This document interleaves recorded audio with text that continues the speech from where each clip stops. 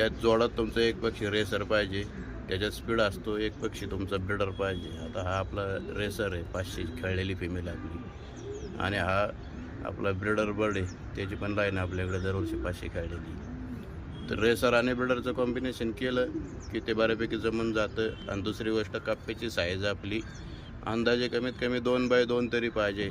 म्हणजे काय होतं, त्यांना एक व्यवस्थित इकडं तिकडं फिरता येतं, ते लॉक होत नाही, त्यांचे प्रॉपर त्यांना तो स्पेस भेटते.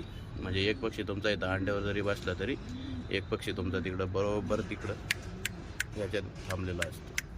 त्यामुळे ते व्यवस्थित ब्रीडिंग करतात. आणि धान्यामध्ये आपण त्यांना गहू, करडई, मका, परत तुमचं सूर्यफूल, हरभरा, शेंगदाणे, परत जवस, रेड राईस, नाचणी, ज्वारी, गहू, बाजरी, हे सगळं आपलं समप्रमाणात आहे. शिवाय ते पिण्याचं पाणी पण आपण त्यांना ठेवलेलं असतं. आणि त्यातल्या त्यात त्यांना आपण ग्रीट पण कंटिन्यू ठेवलेलं असतं, कारण ग्रीट पण जोडांसाठी खूप महत्त्वाचं असतं. पाण्यातून आपण त्यांना 2-3 दिवसांनी कॅल्शियम आणि मल्टीव्हिटॅमिन देत असतो. त्याच्यामुळं ती जी ग्रोथ वगैरे व्हायला पाहिजे ती सगळी एकदम प्रॉपर होती. आणि हे बघा, हे दोघांचं आईस आहे ना, हा ब्रिडर आहे पूर्ण, आणि ही रेसर फिमेल आहे.